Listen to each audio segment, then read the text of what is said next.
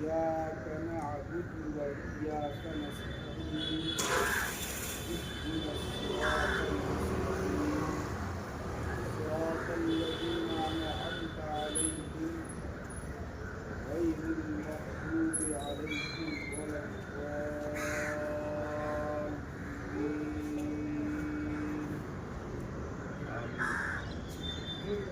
بسم الله الرحمن الرحيم. قل هو الله أحد الله الصمد لم يلد ولم يولد ولم يكن له كفوا أحد. بسم الله الرحمن الرحيم. قل هو الله أحد الله الصمد لم يلد ولم يولد ولم يكن له كفوا أحد. بسم الله الرحمن الرحيم. قل هو الله أحد الله الصمد لم يلد ولم يولد ولم يكن له كفوا أحد.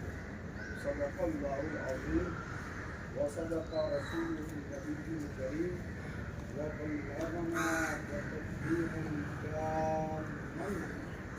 وصلى الله تعالى وسلم على سيدنا ومولانا محمد عبده ورسوله. أما بعد मौलाना पेश करें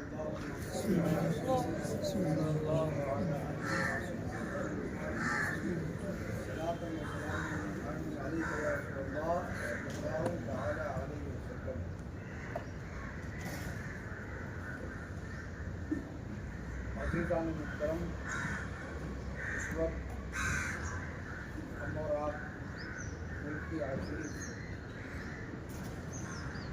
बहुत ही अहम और अजीम शान तकरीब में शिरकत कर रहे हैं। इस तकरीब को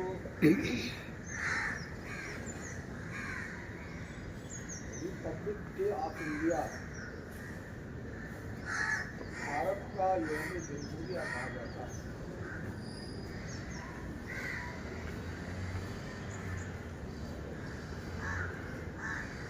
हमारे मुल्क पर हुक्मरानों का सिलसिला तो बहुत तवील है। इसी मुल्क के अंदर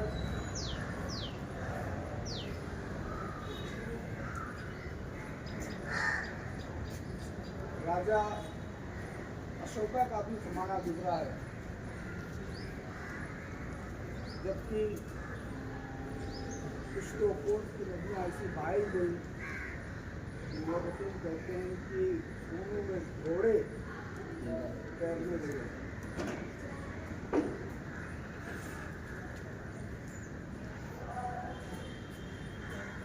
लेकिन हिंदुस्तान की तारीख में सबसे निहायत खतरनाक मोमेंट और हुक्मरानी के नाम पर जुल्म और जबर तशद्दुद का भयानक दौर अंग्रेज साम्राज्य से पहले कभी नहीं आया था। इस अंग्रेज साम्राज्य के खूनी पंजे और नापाक इरादे मुल्क के रहने बसने वाले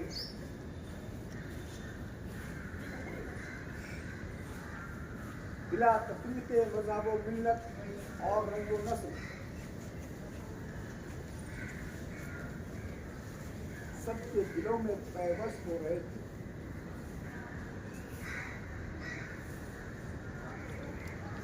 इनकी दाखिली सियासी जद्दोजहद और खुफिया साजिशों और मनसूबाबंदियों ने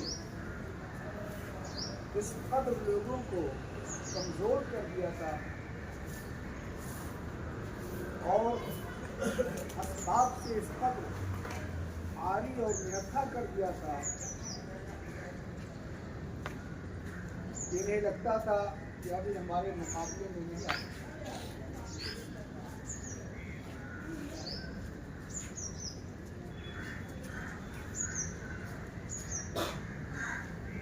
और उनका ये जामे बातिल उस वक्त और ज़्यादा कवी हो गया, तनावर हो गया, जब सन 1857 की तहरीक इंक़िलाब की नाकामी को उन्होंने अपने माथे की निगाहों से देखा।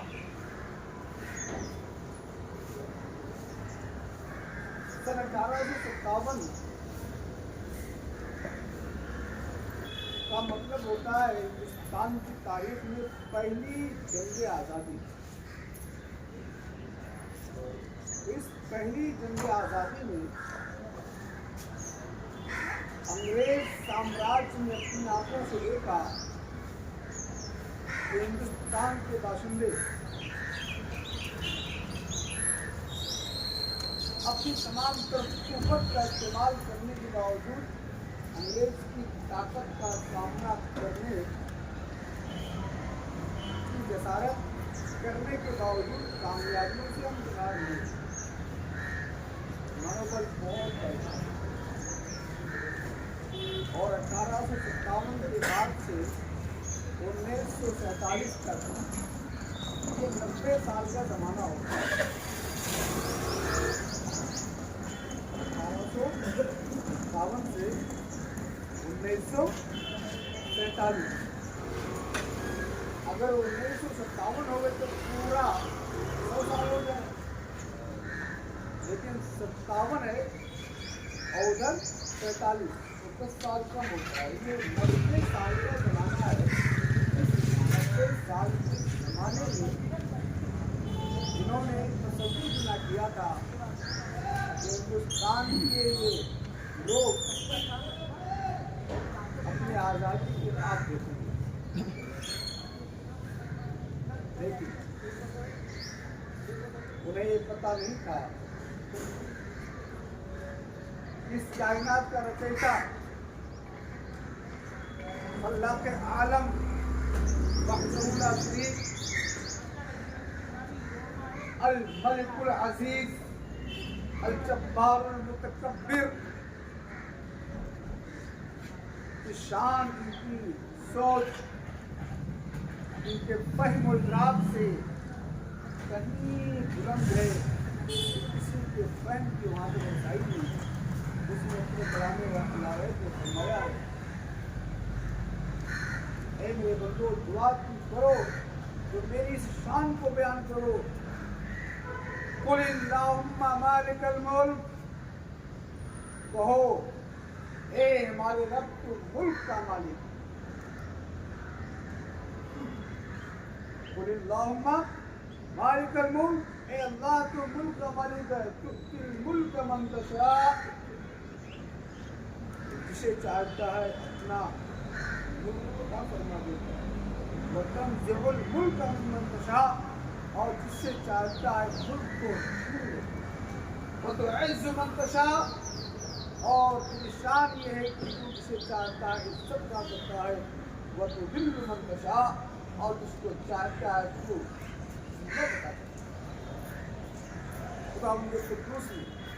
हिंदुस्तान के बाशिंदों के दिलों के अंदर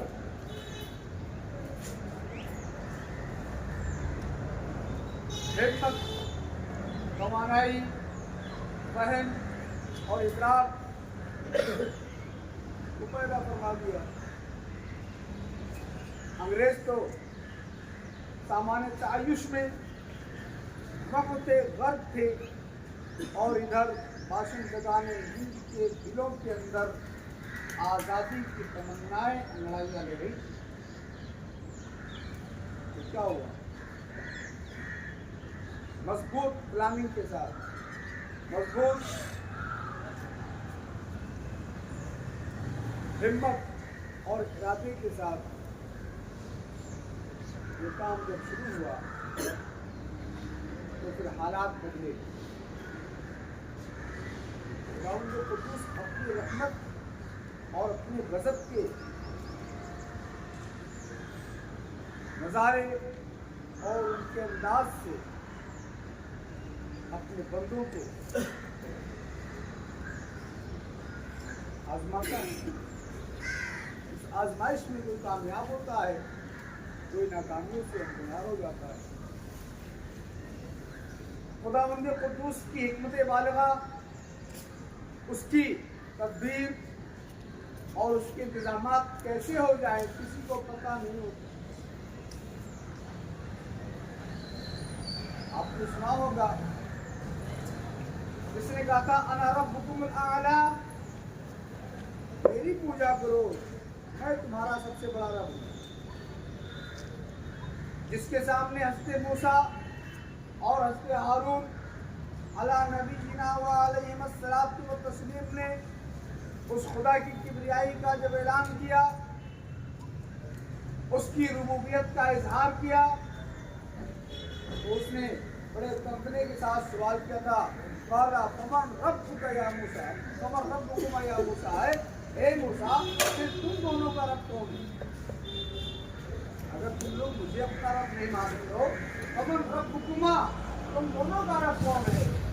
तो हज़रत मूसा अलैहिस्सलाम ने जवाब दिया, मेरा रब वो है जिसने हर चीज को पैदा किया, खलका कुल्ला शैइन, हर चीज को पैदा किया है, तुम हदा, और फिर उसको हिदायत और रहनुमाई अता फरमाई। मेरा रब वो है, मेरा रब तो वो है जिसने आसमानों जमीनों को पैदा किया है।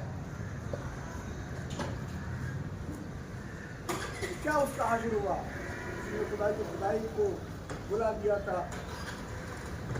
वही दरिया है जिस दरिया के सीना चीर दिया हज़रत मूसा अलैहिस्सलाम के लिए और उनकी कौम बनी इस्राइल के लिए, और उसी दरिया के अंदर जब फिरौन पहुंचता है तो दरिया की मौजें जो दो तरफ में फट गई थी, दिल अजीम, बड़ी बड़ी चट्टानों की शक्ल में दोनों तरफ दरिया की मौजें फट गई थी, वही मौजें आपस में मिल जाती हैं और वो डूब जाती है। जिस वक्त अना उक्की व उम्मीद का नारा नमरूद ने बुलंद किया था, उसके शाही दरबार में अल्लाह के खलील हजरत इब्राहिम अला नबीना व अलैहिस्सलातु व तस्लीम ने खुदा की वहदानियत, उसकी रुबूबियत और उसकी कुदरत का ऐलान फरमाया। उन्होंने अपने खुदा की तारीफ यूं फरमाई थी, रब्बी अल्लज़ी युहयी व युमीत, मेरा रब वो है जो जिंदगी अता करता है और मौत अता करता है। तो उसने कहा था, ये कौन सी बड़ी बात है, अना उहयी व उमीत, मैं भी तो जिंदगी और मौत देता हूँ।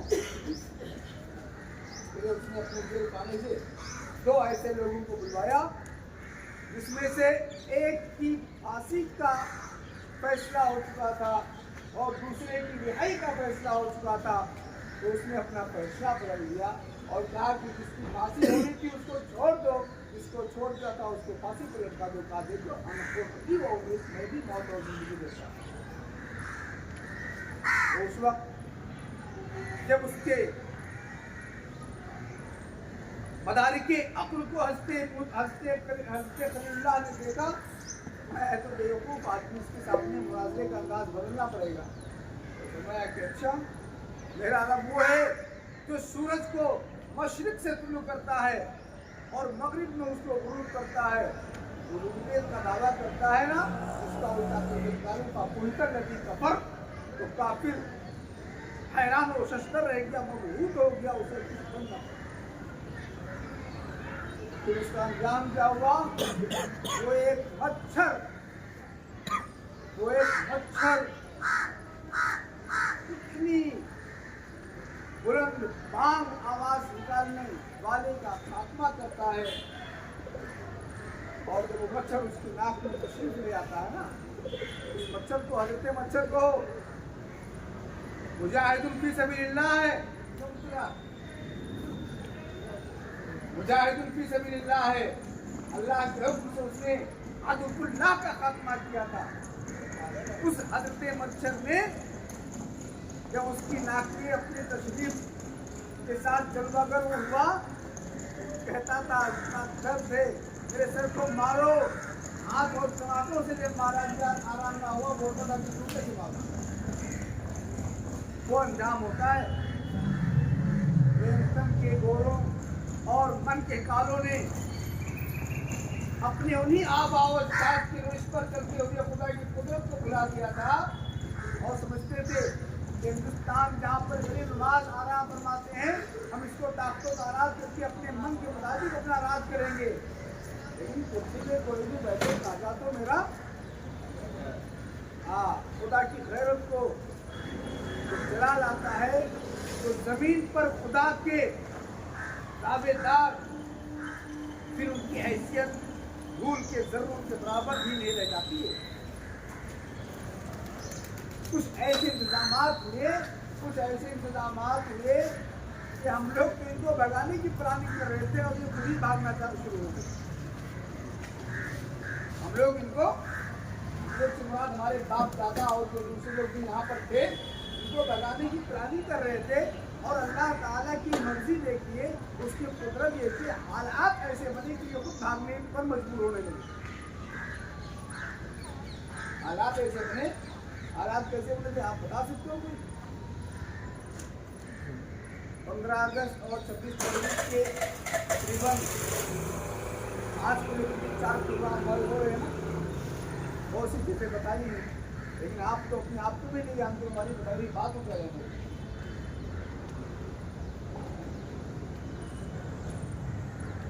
जिस वक्त हिंदुस्तान में उसने कब्जा किया था,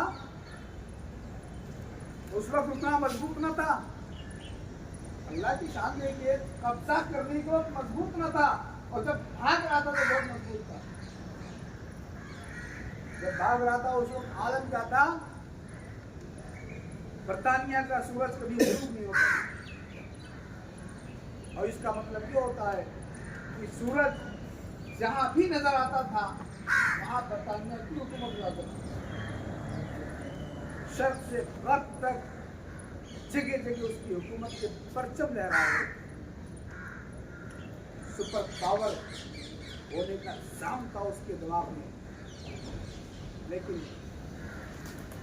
वर्ल्ड वार, आलमी जंग अव्वल और आलमी जंग 1914 और 1942, इन 2 जंगों के हालात ने उस अजीम सल्तनत, उस अजीम हुकूमत को ऐसा हिला के रख दिया कि फिर उसे अपने मकबूजा इलाकों से बर्बाद होना पड़ा। ऐसे ही कुछ हालात में जब हमारा मुल्क, ऐसा नहीं है कि हम लोग हाथ पर हाथ देख रहे थे कि लोग भाग जाएंगे, मेहनतें जारी थी। आपको बताएं, उन मेहनतों में बहुत सारे लोगों की काविशें, कुर्बानियां हैं, लेकिन एक कुर्बानी ऐसी है जिसे अली बिरादरान की कुर्बानी कहा जाता है। इस तारीख को कौन जानता है? अली बिरादरान ये लफ्ज़ किसी ने सुना है आज तक? बताओ।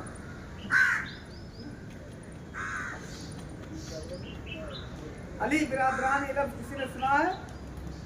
सुनो, हाथ रख के बताओ। अली बिरादरान मुंबई गए हो? ये मुंबई भी नहीं गया।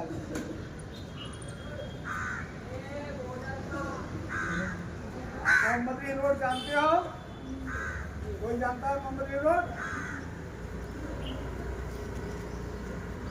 ये मोहम्मदली रोड किसके नाम पर है? और वहीं पर एक दूसरा भी रोड है, इसको शौकतली रोड भी कहते हैं। मुंबई नंबर 8 शौकतली रोड और मुंबई नंबर 3 मोहम्मदली रोड। आपके इलाके का नाम क्या है? रोहिला खंड की बुंदेलखंड। हाँ, वो बरेली का जो पड़ता है बुंदेलखंड, रोहिलखंड बुंदेलखंड, उस खंड के रहने वाले लोग मोहम्मद अली और शौकत अली, ये दोनों मौलाना थे। मौलाना मोहम्मद अली जौहर और मौलाना शौकत अली गौहर, इन दो भाइयों ने पूरे हिंदुस्तान की नुमाइंदगी करते हुए लंदन के अंदर गोल मेज कॉन्फ्रेंस पर जो तारीखी जुमले और कौम को बेकार करने वाले पैगाम दिए थे, तारीख के सफात में वो अल्फाज चकमगा रहे। उन्होंने कहा था कि मैं गुलामी के साथ हिंदुस्तान वापस नहीं जाऊंगा। या तो मैं आजाद हिंदुस्तान में जाऊंगा, या तो यहाँ से मेरी लाश जाएगी। 8 घंटे की मुसलसल तकलीफ करते रहे, सीने का दर्द निकालते रहे और ये आखिर बंद हो गई। फिलिस्तीनी मुकद्दस में उनकी लाश को दफन किया गया। इस तरह की जिद्दोजहद जारी थी। तो जब बंदा अपनी ताकत लगा देता है,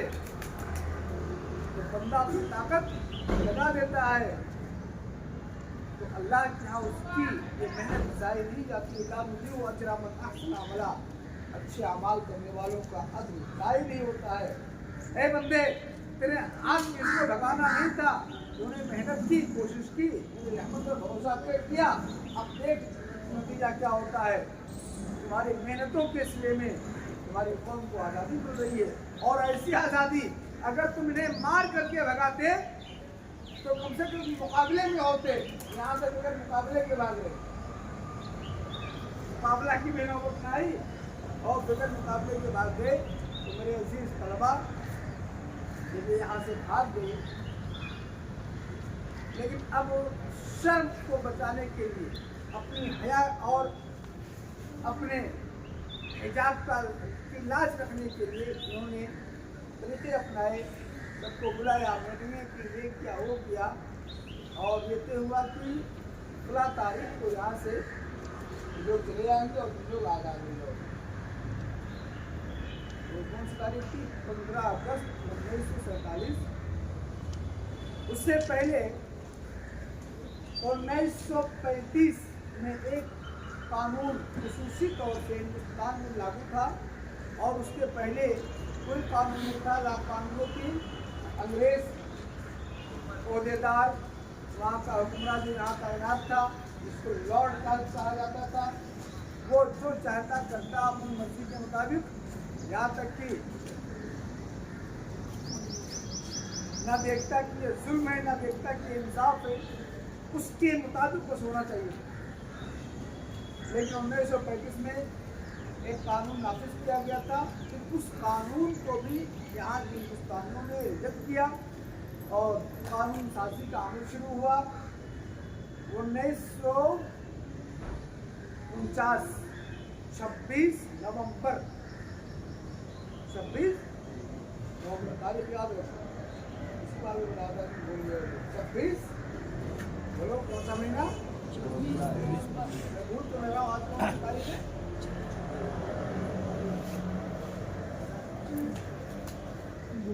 हाँ, 26 जनवरी। मैं कौन सा नाम ले रहा हूँ? नवंबर। तो नवंबर में कानून लिखा जाना शुरू हुआ था। लिखते रहे मुकम्मल हो गया। फिर जब उस कानून की तकमील हो गई और उस कानून को जारी करने का वक्त आया तो 26 जनवरी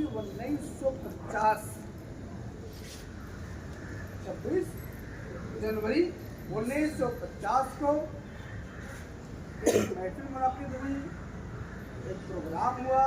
उस प्रोग्राम को यौम जमहूरिया का नाम दिया गया और उस कानून को उसी दिन से पूरे भारत में लागू करने का ऐलान किया गया। वो दिन है और आज का दिन है। अपने मुल्क में वो संविधान, वो कॉन्स्टिट्यूशन, वो दस्तूर, वो आइन, वो कवानीन नाफिज हैं। और जब भी वो तारीख आती है, नाफिज होने वाली तारीख 26 जनवरी की। और पहला सन कौन सा था? 1950 से आज 2026 है। ये 76वां, 70 और 6 76, ये 76वां यौम जमहूरिया है। उस यादगार को मनाया जा रहा है और ये मनाया जाता रहेगा। तो जब तक यादगार रूप बनाते रहोगे, उस दस्तूर को अपने हाथों में कब लोगे, उस दस्तूर का मुताला कब करोगे, उस दस्तूर को समझोगे कब, और ये कब जानोगे कि इस दस्तूर में फिर हमारे लिए कानून क्या है, हमारे दूसरे लोगों के लिए कानून क्या है, कौन से कानून पर हम अमल कर रहे हैं, कौन से कानून पर अमल नहीं कर रहे हैं। क्योंकि पता है कानून का मामला ये होता है कि कानून अगर आपको पता भी नहीं है ना, और आपने कोई ऐसी गलती कर दी कि आप कानून के दायरे में आते हो, तो बख्शे नहीं जाओगे। ये बात बहुत आसानी से लोग मान लेते हैं, लेकिन ये यही बात एक आलिम दीन, एक मुहाफिज शरीयत, एक मुफ्ती, एक फकीह, एक काजी कहता है कि शरीयत में जहल उज़्र नहीं है। शरीयत में जहल उज़्र नहीं है, यानी आपने कोई काम कर दिया जो नाजायज़ और हराम था इस्लाम में, और फिर कहते हैं कि तुमने नाजायज़ और हराम कर दिया, तुम्हारे पास तौबा लाज़िम नहीं है, लाज़िम वो लाज़िम, तथा हमको पता नहीं था। तो हम जब कहते हैं कि पता नहीं था फिर भी लागू होगा, तो बिखर जाता है, जज्बे में आया, अरे पता नहीं तो फिर कैसे लागू, देखना लागू है। गर्दन मार दे किसी की, दफा नंबर बोलो, गर्दन किसी की मार दो तो कौन सी दफा लागू होगी, जानते हो? कोई जानता हो तो बताए। अगर 2 साल में मैं आपको इन तमाम चीज़ों को याद नहीं करवा सका, तो डॉक्टर अफजल हुसैन साहब की जुबान में मेरी नाकामी, फिर आप नहीं फिर हम। क्या बता रहा है कि पीछे बैठा हो वाला लड़का अगर मेरी बात नहीं समझ पाया तो आई एम फेलियर, मैं फेल, तो मैं फेल हूँ। 2 साल के नतीजे में मैं आपके सामने फेल हूँ। आपके सामने एक नाकाम आदमी खड़ा बोल रहा है, नाकाम आदमी की बात क्या सुनोगे? वमा आले में गया वो भी।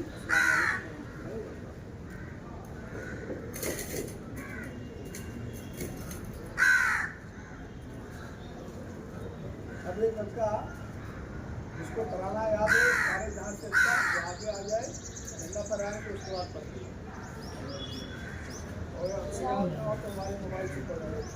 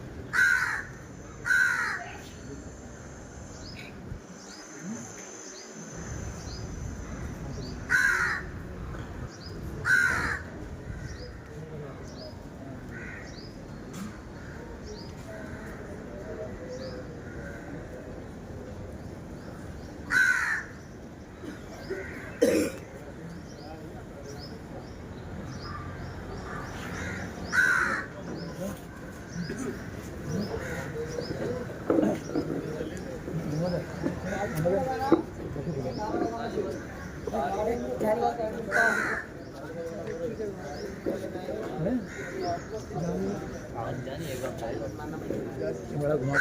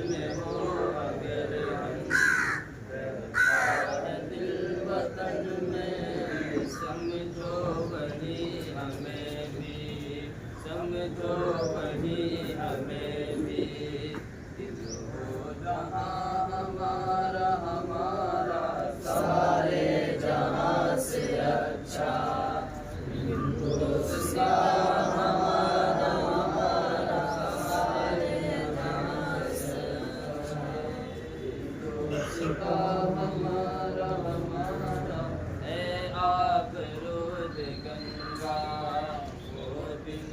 याद तुझको है आप रोज गंगा, वो दिन है याद तुझको, उतरा तेरे किनारे, उतरा तेरे किनारे, जब कारवां हमारा हमारा सारे जहाँ से अच्छा, हिंदुस्तान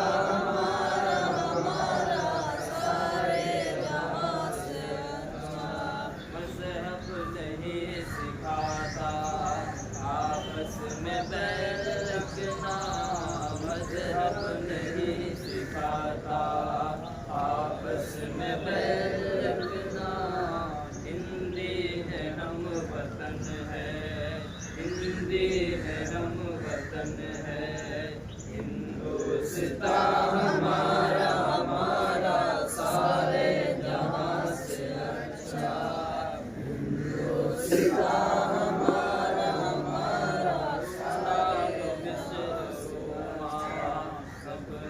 गए जहाँ से यूनान मिस्र अब मिट गए जहाँ से, अब तक मगर है बाकी, अब तक मगर है बाकी, नामो निशान हमारा हमारा सारे जहाँ से अच्छा, हिंदुस्तान